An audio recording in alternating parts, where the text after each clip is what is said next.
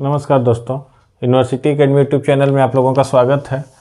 पिछले क्लासेस में हम आरएल सर्किट का सीरीज कॉम्बिनेशन, आरएलसी का सीरीज और आरसी का सीरीज देखे थे और इन तीनों का क्या देखे थे, पैरेलल सर्किट का हम कॉम्बिनेशन देखे थे। और उसमें हमने ये देखा था कि वोल्टेज और करंट के बीच में क्या एंगल होता है, लीडिंग होता है, लैगिंग होता है, और फाई के एंगल क्या होता है और रिजल्टेंट क्या आता है। तो अभी तक हमने क्या देखा है, पिछले क्लासेस में हमने देखा है कि सीरीज में आरएल, आरसी एंड आरएलसी इन तीनों का फेजर डायग्राम देखा है और ये देखे हैं कि इन तीनों सर्किट में जितना वोल्टेज लगा है और जो उस वोल्टेज से करंट जा रहा है उसके बीच में क्या एंगल है, लीडिंग एंगल है, लैगिंग एंगल है और वो एंगल की वैल्यू कितनी है, ठीक। और जो रिजल्टेंट वोल्टेज है वो कितना है, रिजल्टेंट वोल्टेज जो V है उसकी वैल्यू कितनी है। तो ये सारी चीज़ें हमने देखा था सीरीज एंड पैरेलल दोनों के केस में। और हमने कहा था कि पैरेलल वाला एक हमने केस डिस्कस किया था और बोला था कि बाकी दोनों आप लोग एज ए होमवर्क उसको कर लीजिए और हैंड रिटन नोट्स में वो अवेलेबल है, ठीक है। आज हम एक नया टॉपिक स्टार्ट करते हैं जिसका नाम है power in single phase AC circuit. क्या है topic? Power in single phase AC circuit.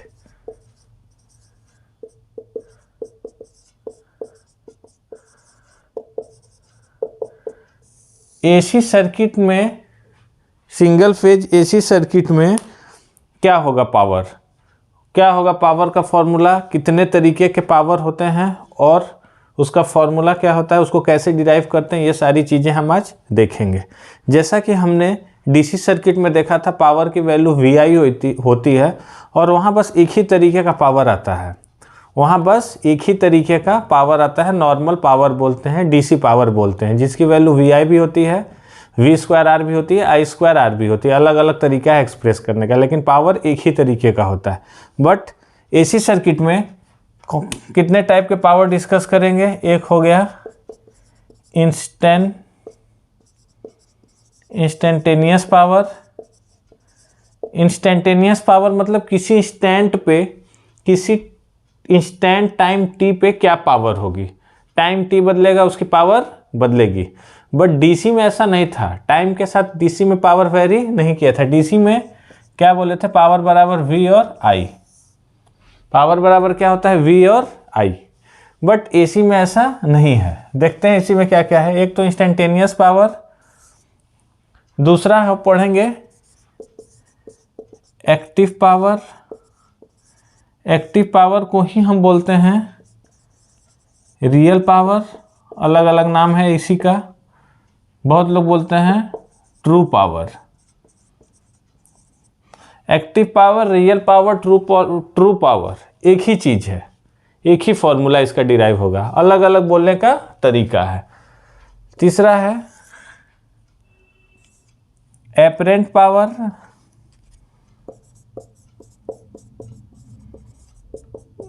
Apparent power सब में डिफरेंस देखेंगे, फॉर्मूले वाइज क्या डिफरेंस है। चौथा है रिएक्टिव पावर, ठीक, रिएक्टिव पावर।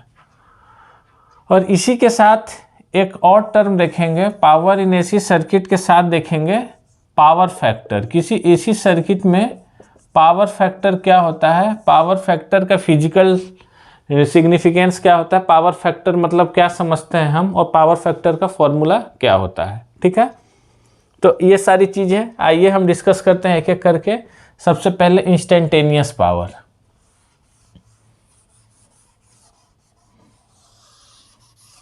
इंस्टेंटेनियस पावर में बोलें कि एक ऐसा पावर जो कि टाइम पे डिपेंडेंट हो। जैसे इंस्टेंटेनियस वोल्टेज होता है, तीन तरीके का वोल्टेज और करंट बताए थे। एक इंस्टेंटेनियस वोल्टेज VT, ठीक, दूसरा होता है RMS वोल्टेज V, एक होता था एवरेज वोल्टेज, एक होता था एवरेज वोल्टेज। इंस्टेंटेनियस वोल्टेज जैसे कि हम एसी में डिस्कस करते हैं, V = Vm sin omega T. क्या होता है Vm sin omega T. RMS voltage की वैल्यू क्या होती है, Vm/√2। आरएमएस वोल्टेज को कैपिटल लेटर से डिफाइन करते हैं। अगर नीचे आरएमएस नहीं भी लिखा रहे, अगर कैपिटल लेटर से इंडिकेट है VAI, मतलब वो उसका मतलब हम क्या समझेंगे, आरएमएस।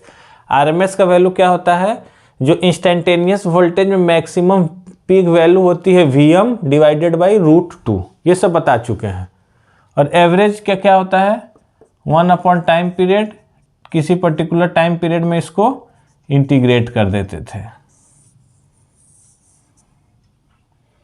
ठीक, तो ये 3 तरीके का वोल्टेज या करंट हम देखे थे, इंस्टेंटेनियस, आरएमएस, एवरेज। VM को बोलते हैं पीक वोल्टेज, VM को बोलते हैं पीक वोल्टेज। ये सारी चीज़ें पता होनी चाहिए। AC जब हम डिस्कस कर रहे हैं तो ये सब टर्मिनोलॉजी पता होनी चाहिए। बट DC में एक ही तरीके का वोल्टेज होता है या एक ही तरीके का करंट होता है, बट AC में ऐसा नहीं होता है। AC में ऐसा नहीं होता। AC में ऐसा क्यों नहीं होता ये भी बताए थे। जब हम AC को DC के इक्विवेलेंट करते हैं तो जिस वोल्टेज की उसकी बात करते हैं एवरेज वोल्टेज। DC में जिस वोल्टेज या जिस करंट से जितना हीट प्रोड्यूस होता है उसके इक्विवेलेंट वोल्टेज या करंट देखते हैं, उसी को बोलते हैं आरएमएस। और पीक तो है AC के जो मैक्सिमम वैल्यू VM है उसी को हम बोलते हैं पीक वोल्टेज। ठीक, जैसे कि वोल्टेज में हम ये सारी चीज़ें डिफाइन करें, इसी तरीके से पावर में भी होगा। देखें पावर में कहाँ से आता है। सबसे पहले हम वोल्टेज लेते हैं। पावर बराबर क्या होता है, पावर बराबर V/I। पावर बराबर V/I। जब इंस्टेंटेनियस में बात करेंगे तो power equals to VT/IT। DC में यही पावर का हम क्या इक्वेशन पढ़े थे, power equals to V/I। DC में पावर क्या था, बट AC में क्या है, instantaneous power equals to instantaneous voltage into instantaneous current. हम एज्यूम कर लेते हैं VT क्या है, VM sin ωt plus theta. किसी रेफरेंस से एंगल थीटा V बनाया हुआ है। और I क्या है, Im sin ωt। रेफरेंस वाले लाइन पे क्या है, ωt प्लस 0 है, मतलब I कहाँ है, रेफरेंस पे, V कहाँ है, एंगल थीटा पे। अगर इसको फेजर में अगर कोई बनाए तो इस तरीके से बना सकता है, ये I है और ये V है और इसके बीच में एंगल कितना है, थीटा है। अगर इसको हमको फेजर के फॉर्म में ड्रॉ करना रहे तो रेफरेंस पे 0 डिग्री पे I है और वहाँ से प्लस थीटा है, तो कौन सा, एंटी क्लॉकवाइज V है। ये I RMS को रिप्रेजेंट किया है, V को भी RMS को। बताए थे हम फेजर में कि फेजर का जो लेंथ होता है वो RMS होता है। अगर करंट बना रहे हैं तो RMS करंट, वोल्टेज बना रहे हैं तो RMS वोल्टेज। ठीक है, तो यही VT और IT की वैल्यू हम इसमें पुट करेंगे। इस VT और IT की वैल्यू इसको हम एज्यूम किए हैं, इसको हम इसे पुट करेंगे तो देखिए क्या आता है, VM sin ωt plus theta into Im sin ωt। VT की जगह हो गया VM sin ωt plus theta और IT की जगह हो गया Im sin ωt। अगर हम कांस्टेंट वैल्यू एक साथ कर लें VM Im, तो इसको हम क्या कर सकते हैं, sin ωt plus theta into,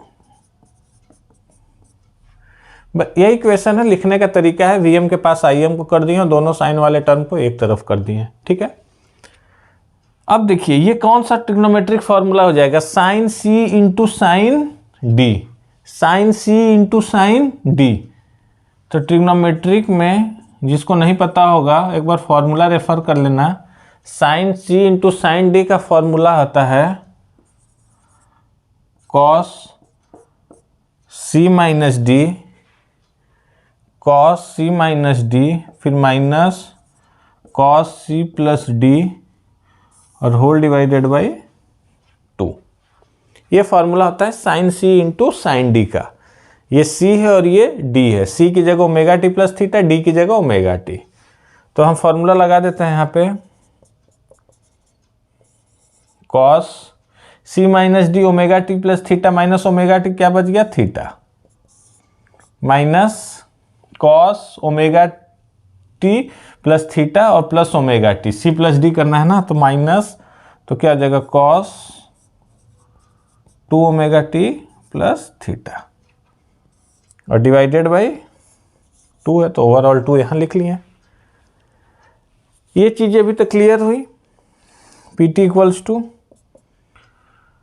हमने अभी क्या कहा, हमने अभी ये कहा कि अगर आरएमएस वोल्टेज लिखना है तो आरएमएस वोल्टेज किससे लिखते हैं, रिप्रेजेंट करते हैं कैपिटल लेटर से।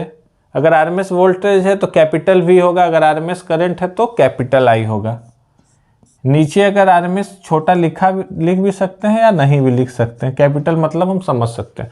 आरएमएस वोल्टेज होता है पीक वोल्टेज डिवाइडेड बाई √2, और उसी तरीके से आरएमएस करंट होता है पीक करंट डिवाइडेड बाई √2, ये फॉर्मूला है।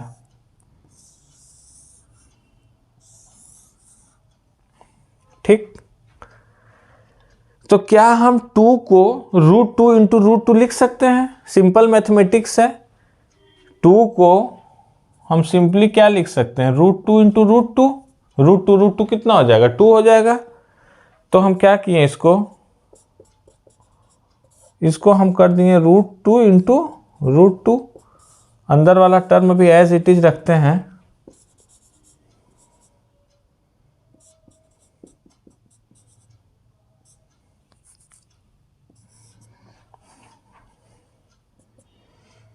Vm बाई √2, Vm बाई √2 को क्या लिख सकते हैं, Vrms, तो इसको क्या लिख दिए Vrms। उसी तरीके से Im बाई √2 को क्या लिख दिए Irms, तो V I, अंदर वाला चीज क्या हो गया, सब में मल्टीप्लाई करेंगे cos थीटा माइनस Vi, इसमें भी मल्टीप्लाई करेंगे तो cos 2 omega T plus 2 omega T plus theta.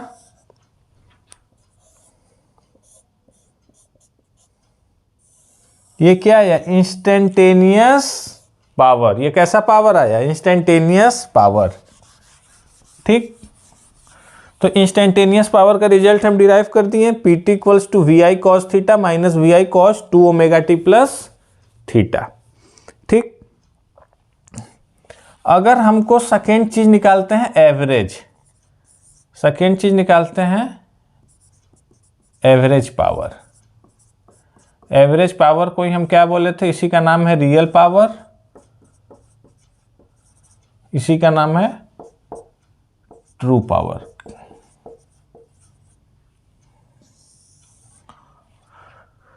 देखिए, याद करिए, इसी यूनिट में हम सबसे पहले स्टार्ट किए थे आरएमएस और एवरेज निकालना। किसी भी चीज़ का जब एवरेज निकालना रहता था, कोई भी चीज़ हो, अगर वोल्टेज हो उसकी एवरेज वैल्यू निकालनी है, करंट हो उसकी एवरेज वैल्यू निकालनी है, तो हम क्या करते थे, एक बार याद रिमाइंड कर लेते हैं। पावर से हट के भी हम एक बार करते हैं, जैसे यहाँ पे करते हैं। अगर हमको कोई वोल्टेज दिया हुआ है V T equals to V M sine omega T, for example कोई साइनोसोडियल वोल्टेज इस फॉर्म में रिप्रेजेंट किया है V T equals to V M sine omega T. अगर हमको इस वोल्टेज का एवरेज वैल्यू निकालना था तो हम क्या करते थे, V average equals to 1 upon time period, ये जो V M sine omega T थे उसका टाइम पीरियड, इंटीग्रेशन, एक टाइम पीरियड पे इसको इंटीग्रेशन करते थे, 0 या टी या माइनस टी बाई 2 से टी बाई 2, ड्यूरेशन टी होना चाहिए, 0 से टी भी कर सकते हैं, we T into D T. ये तरीका था एवरेज निकालने का। किसी एक पर्टिकुलर टाइम पीरियड पे 0 से टी में वी टी को इंटीग्रेट करते थे और 1 बाई टाइम पीरियड से मल्टीप्लाई कर देते थे। यही एक फॉर्मूला है, करंट का भी यही एक फॉर्मूला है। अगर उसी तरीके से हमको पावर का एवरेज निकालना है तो सेम चीज करेंगे, average power equals to 1 upon time period, 0 से time period, P T D T. यही है, जैसे वोल्टेज का निकालते हैं उसी तरीके से करंट का निकालेंगे, उसी तरीके से पावर का निकालेंगे। फॉर्मूला सेम रहेगा, बस यहाँ पे चेंज होगा, पावर है तो पीटी हो जाएगा, पी एवरेज है, वोल्टेज रहेगा तो वी एवरेज हो जाएगा, करंट रहेगा तो आई एवरेज हो जाएगा। निकालने का तरीका एज इट इज सेम है। पीटी के क्या है, पीटी हम यहाँ पे डिराइव किए हुए इंस्टेंटेनियस पावर। जब इंस्टेंटेनियस पावर यहाँ पे जब हम पुट करेंगे,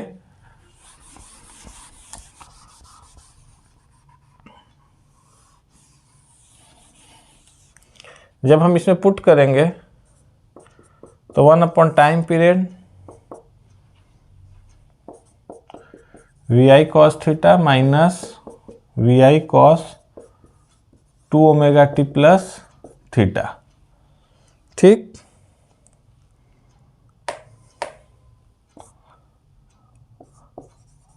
डी टी।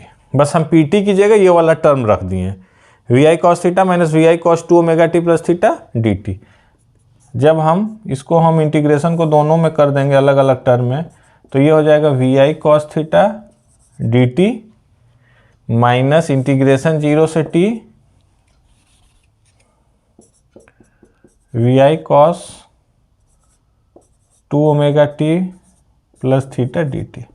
बस हम इंटीग्रेशन को दोनों अलग अलग टर्म में अप्लाई कर दिए। वी आई कॉस थीटा कैसा टर्म है, कांस्टेंट टर्म है, टाइम टी पे डिपेंडेंट नहीं है। वी आई कॉस थीटा कैसा टर्म है, कांस्टेंट टर्म है। तो हम क्या करेंगे, कांस्टेंट को बाहर ले लेंगे, तो P average equals to 1 upon time period V I cos theta, और इंटीग्रेशन बस किसका रह जाएगा, 0 से टी डी टी का। देखिए 1 अपॉन टाइम पीरियड तो क्या है, ये दोनों के साथ है, तो इससे मल्टीप्लाई कर दिए 1 अपॉन टाइम पीरियड, और V I cos theta constant था, बाहर ले लें, बस किसका इंटीग्रेशन हो जाएगा, डी टी का 0 से टी माइनस इसमें भी हो जाएगा 1 अपॉन टाइम पीरियड 0 से T V I cos 2 omega T plus theta D T. यहाँ पे वी आई कॉस ये बाहर नहीं ले सकते थे क्योंकि इसमें 2 ओमेगा टी आ गया था जो कि टी पे डिपेंडेंट है, बट यहाँ पे वी आई कॉस थीटा था कांस्टेंट, तो हम उसको बाहर ले लिए। तो इस वाले टर्म का क्या होगा, 1 upon T V I cos theta, और डी टी का क्या हो जाएगा, लिमिट 0 से टी रहेगा, तो टी माइनस डी टी का टी, और टी माइनस 0 लिमिट कर देंगे तो कैपिटल टी, तो कैपिटल टी कैंसिल। अभी तक क्या बचा, पहला term V I cos theta, क्योंकि 1/t पहले से था और इससे लिमिट की वजह से t आ गया तो 1/t और t कट गया। ये वाला जो टर्म है V I cos 2 omega T plus theta, cos कैसा फंक्शन है, इवन फंक्शन। कॉस कैसा फंक्शन है, इवन फंक्शन। तो इस पर्टिकुलर टाइम पीरियड में ये 0 है और ये 2 पाई है। पर्टिकुलर टाइम पीरियड में क्या बताए थे एवरेज वैल्यू में, एरिया अंडर कर्व, तो जितना एरिया पॉजिटिव में है उतना ही एरिया नेगेटिव में है। जब जितना एरिया पॉजिटिव में रहे और उतना ही एरिया नेगेटिव में रहे किसी पर्टिकुलर टाइम पीरियड में, तो उसका इंटीग्रेशन क्या हो जाता है, 0 हो जाता है। किसी भी कॉस फंक्शन का ट्रिग्नोमेट्री में पढ़े होंगे कि पर्टिकुलर टाइम पीरियड में उसका इंटीग्रेशन क्या होता है, 0 होता है। तो इसका इंटीग्रेशन की वैल्यू क्या हो जाएगी, 0 हो जाएगी। जिसको मैथमेटिक्स इतना समझ में आता है वो तो यहाँ से देख के समझ जाएगा, जिसको नहीं आता ये चीज़ याद कर लो। ठीक, ये ट्रिग्नोमेट्रिक का रूल है, और एवरेज वैल्यू में भी हम बताए थे। एवरेज वैल्यू अगर किसी पर्टिकुलर टाइम पीरियड में लेते हैं तो एवरेज वैल्यू का मतलब होता है कि area under curve for a particular time period. इसी टाइम पीरियड में कितना एरिया है, इसका एरिया क्या है, 0 है। तो 0 मतलब एवरेज पावर कितना निकल के आया, इसको रब कर देते हैं। तो यहाँ से जो एवरेज पावर निकल के आया था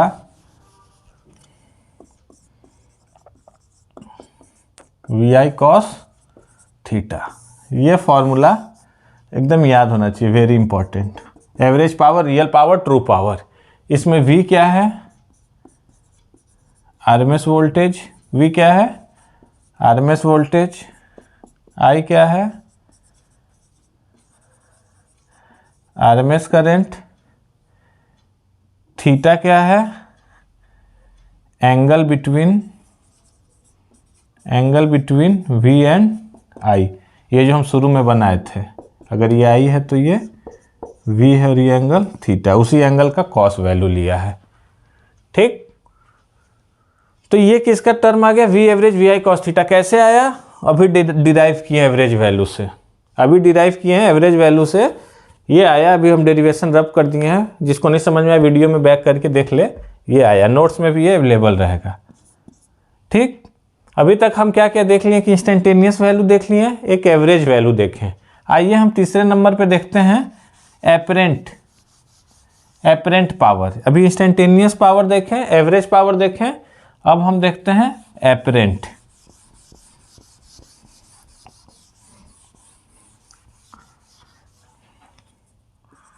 तीसरा होता है, इससे पहले देख लेते हैं, जो एवरेज होता था, एवरेज पावर, उसकी वैल्यू होती है वी आई कॉस थीटा, और एसआई यूनिट भी इसका लिख लो सभी लोग, इसका एसआई यूनिट होता है वॉट।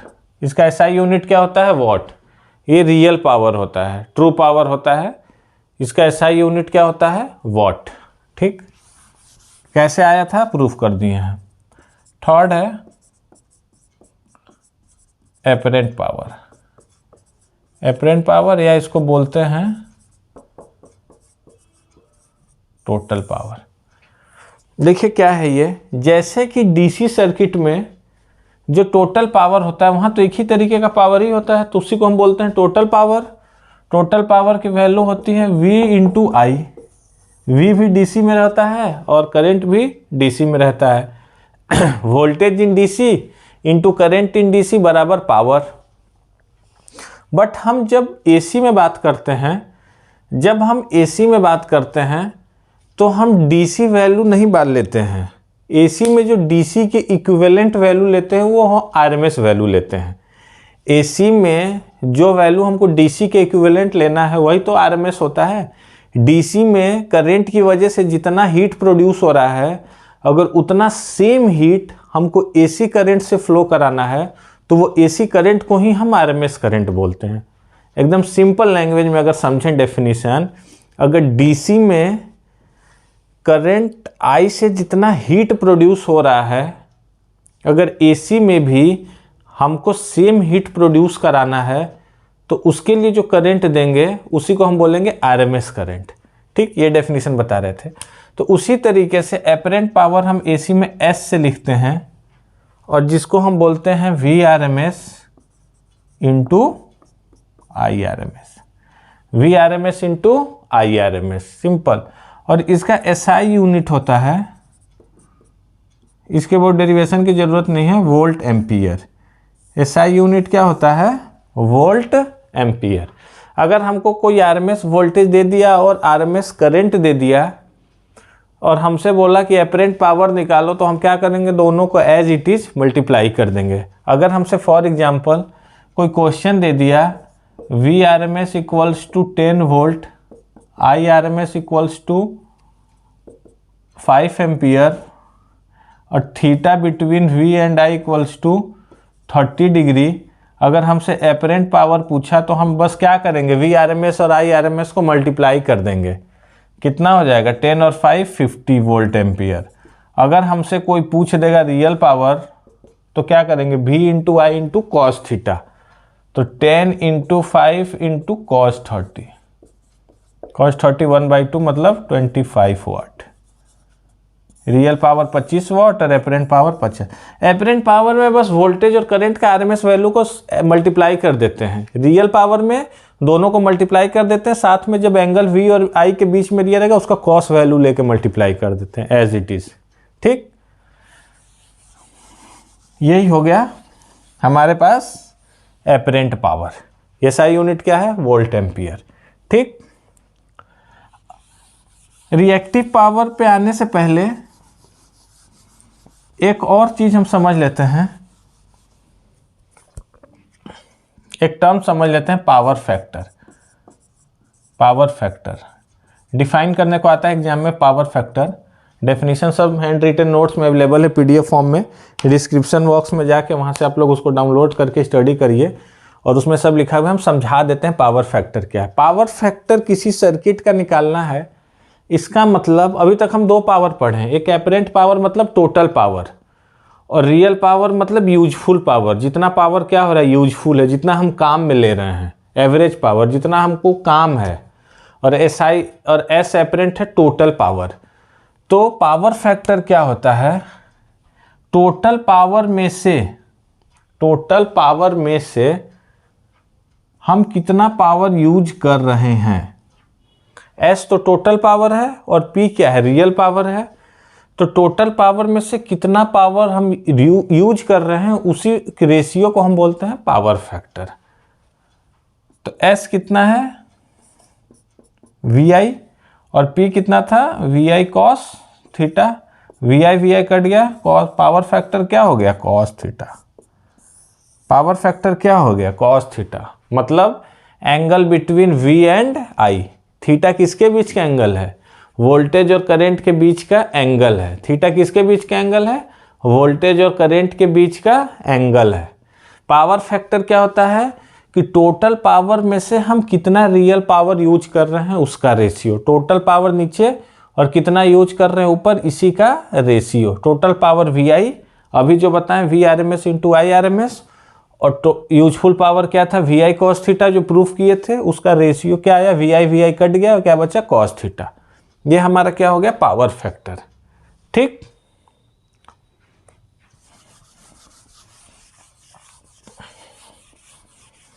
एक लास्ट पावर पे आते हैं जिसका नाम है रिएक्टिव पावर।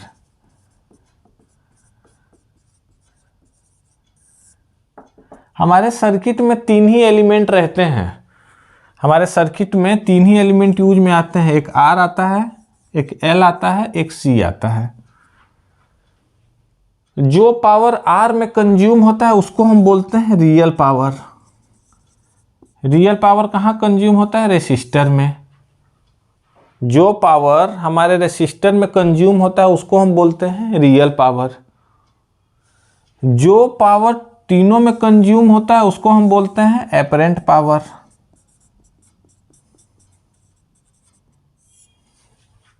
और जो पावर बस इंडक्टर एंड कैपेसिटर में यूज होता है उसको हम बोलते हैं रिएक्टिव पावर।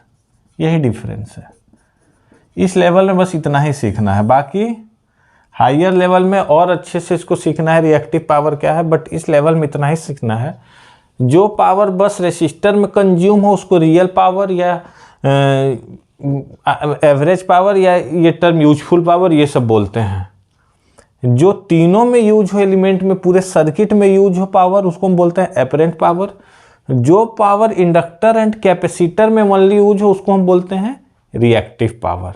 उसको हम क्या बोलते हैं, रिएक्टिव पावर। ठीक है,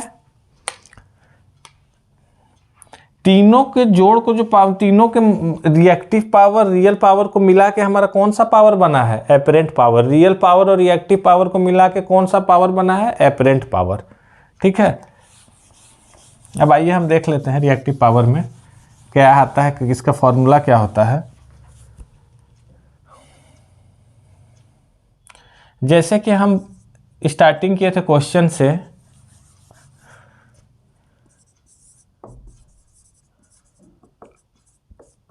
रिएक्टिव पावर स्टडी कर रहे हैं। क्वेश्चन से ये स्टार्टिंग किए थे, V equals to VM sine omega T plus theta assume किए थे। I equals to IM sine omega T assume किए थे। एक टर्म आता है कॉम्प्लेक्स पावर। कॉम्प्लेक्स पावर में रियल और रिएक्टिव दोनों चीज होता है। तो जो कॉम्प्लेक्स पावर होता है S, उसको हम बोलते हैं V इंटू आई का कॉन्जुगेट। कॉम्प्लेक्स पावर में क्या होता है, रियल और रिएक्टिव दोनों होता है। देखेंगे कैसे आएगा दोनों। कॉम्प्लेक्स पावर का होता है फॉर्मूला V इंटू आई का कॉन्जुगेट। कॉम्प्लेक्स नंबर में पढ़े होंगे, किसी भी चीज़ का कॉन्जुगेट लेना, जैसे 5 एंगल थीटा है, इसका कॉन्जुगेट लेंगे तो 5 एंगल माइनस थीटा हो जाएगा। जैसे कोई पोलर फॉर्म है 5 एंगल 90 डिग्री, इसका कॉन्जुगेट लेंगे तो क्या हो जाएगा, 5 एंगल में निगेटिव आ जाता है, इसका ये कॉन्जुगेट है। उसी तरीके से क्या है formula, S equals to V into I का कॉन्जुगेट। V को पोलर फॉर्म में क्या लिख सकते हैं, V एंगल थीटा, यही तो पोलर फॉर्म में लिखते हैं, RMS और उसके साथ एंगल थीटा बना रहा है रेफरेंस से। I को क्या लिखते हैं, I angle 0 degree, I angle 0, क्योंकि ओमेगा टी के साथ कुछ भी नहीं है। और I का क्या लेना है, कॉन्जुगेट, कॉन्जुगेट लेंगे 0 का भी तो 0 ही होगा, -0 0 ही होता है। तो क्या हो जाएगा, V angle theta into I angle 0। जब हम दोनों को मल्टीप्लाई करते हैं इस तरीके से पोलर फॉर्म में, तो दोनों क्या हो जाएगा, मल्टीप्लाई हो जाएगा V और I, और एंगल ऐड होता है, तो थीटा प्लस 0 क्या हो जाएगा, थीटा। हम क्या बोले थे कि R एंगल थीटा को हम, R एंगल थीटा अगर पोलर फॉर्म में है, यहीं से हम यूनिट स्टार्ट किए थे, इसको कार्टेशियन फॉर्म में करना हो तो क्या करते हैं, थीटा को लिखते हैं कॉस थीटा प्लस जे साइन थीटा। थीटा को कितना लिखते हैं, कॉस थीटा प्लस जे साइन थीटा। उसी तरीके से VI में एंगल थीटा को क्या लिख देंगे,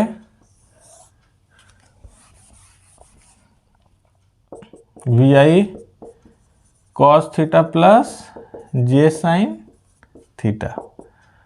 तो ये मल्टीप्लाई कर देंगे तो VI कॉस थीटा प्लस जे VI साइन थीटा, S बराबर,